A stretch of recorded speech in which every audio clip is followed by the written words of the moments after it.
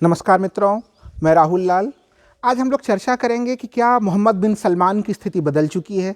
क्या अमेरिकी राष्ट्रपति ट्रंप के स्थान पे जो बाइडेन के आने के बाद से मोहम्मद बिन सलमान की स्थिति बदली है, और अगर मोहम्मद बिन सलमान की स्थिति कमज़ोर हो रही है तो उसका पूरा का पूरा अरब, इजराइल या फिर मध्य पूर्व या गल्फ़ कंट्री पे क्या प्रभाव होगा, और अंततः भारत पे उसका क्या प्रभाव पड़ेगा। इन सब चीज़ों के बहुत बड़े मायने हैं जिसे हम लोग संक्षेप में समझने का प्रयास करेंगे। सबसे महत्वपूर्ण चीज़ कि आखिर ये चर्चा, इस विषय वस्तु की हम लोग चर्चा क्यों कर रहे हैं, तो इसमें प्रथम मुद्दा आता है इसमें जो बाइडेन के कार्यकाल में मोहम्मद बिन सलमान को कम महत्व दिया जाना। जो बाइडेन ने स्पष्ट कर दिया है कि वो मोहम्मद बिन सलमान से, यानी जिन्हें MBS कहते हैं, उसे वे कम महत्व देंगे, जबकि उनके पिता को वो ज़्यादा महत्व देंगे। लेकिन इससे भी ज़्यादा जो हाल फिलहाल में बड़ी घटना घटी है वह है खामोशी हत्याकांड। हम लोग जानते हैं कि खामोशी हत्याकांड को लेकर मोहम्मद बिन सलमान के ऊपर आरोप पहले से लगते रहे हैं, लेकिन उन आरोपों से कभी भी मोहम्मद बिन सलमान ज़्यादा चिंतित नहीं हुए। इसका कारण यह था कि मोहम्मद बिन सलमान को एक संरक्षक के रूप में हमेशा ट्रंप ने बचाने का प्रयास किया।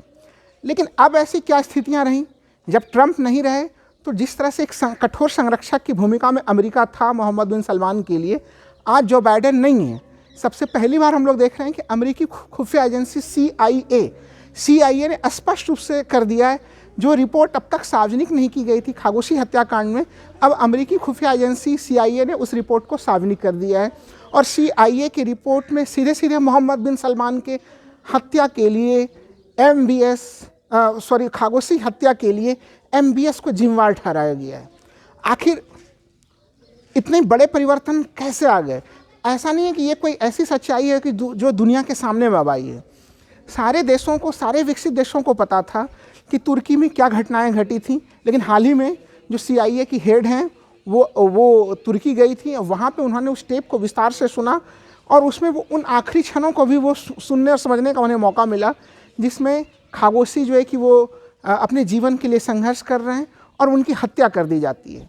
तो खामोशी के हत्याक्रम के बाद जो संपूर्ण घटनाक्रम बनता है, वो सारा चीज़ जिसको कि अमेरिका अब तक लिपापोती करने का प्रयास कर रहा था, वो लिपापोती अब सार्वजनिक हो गई है। तो इस पूरे प्रकरण से ये ज़रूर पता चलता है कि सऊदी अरब में मोहम्मद बिन सलमान की स्थिति वो नहीं है कि जो इसके पहले ट्रंप के समय में होता था। अगर हम लोग देखें, मोहम्मद बिन सलमान 2017 के बाद से अचानक से अपने आप को काफ़ी शक्तिशाली ढंग से प्रस्तुत करते हैं, लेकिन मोहम्मद बिन सलमान के पहले किसको सत्ता मिलनी थी? सत्ता मिलनी थी मोहम्मद बिन नायफ, MBN, उन्हें संक्षेप में MBN कहा जाता है। मोहम्मद बिन नायफ एक तरह से वास्तविक तौर पे मुख्य उत्तराधिकारी थे, लेकिन मोहम्मद बिन नायफ को एक तरह से मोहम्मद बिन सलमान ने उन्हें जो है कि जेल में डाल दिया। उनके ऊपर तमाम तरह के भ्रष्टाचार के आरोप लगे कि वो भ्रष्टाचार इत्यादि करते रहें। अगर हम लोग मोहम्मद बिन सलमान की स्थिति को समझना चाहते हैं तो हम लोगों को ये समझना पड़ेगा कि किस रूप में आखिर सऊदी अरब में उनके प्रति कैसी लोकप्रियता है। क्या अगर अमेरिका उनसे अपना समर्थन प्राप्त करता है तो क्या मोहम्मद बिन सलमान की आगे की राजनीति खतरे में पड़ जाएगी?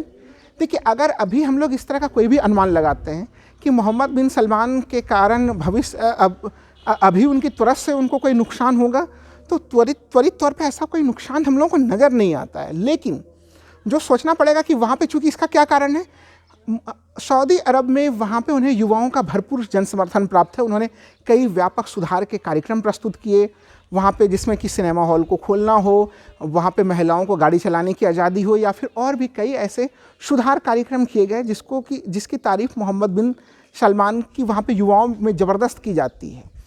लेकिन ये तो है एक आंतरिक स्थिति कि युवाओं का उन्हें समर्थन प्राप्त है।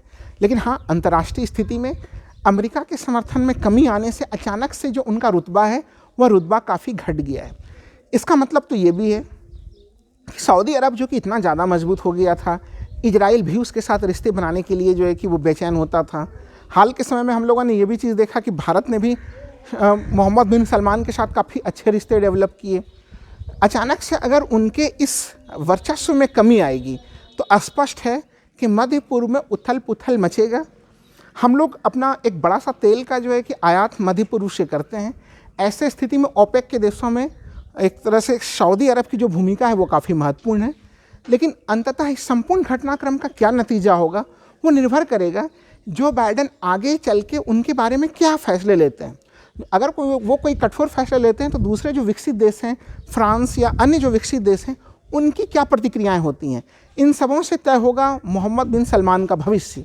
लेकिन भारत में बैठ के इसकी चर्चा करने का मुख्य कारण ये है कि सऊदी अरब इस समय एक तरह से महत्वपूर्ण तेल उत्पादक देश है। अभी जो हम लोग देख रहे हैं कि तेल की कुछ अंतर्राष्ट्रीय कीमतें बढ़ी हैं, उसमें मोहम्मद बिन सलमान का निर्णय काफ़ी महत्वपूर्ण है। उन्होंने तेल कटौती का निर्णय लिया, ओपेक प्लस संगठन को उन्होंने मजबूत बनाया। तो ये सब कुछ ऐसी स्थितियां हैं कि मोहम्मद बिन सलमान का भविष्य अगर दाएं और बाएं होता है तो वो भारतीय अर्थव्यवस्था को भी प्रभावित करता है। बहुत बहुत धन्यवाद।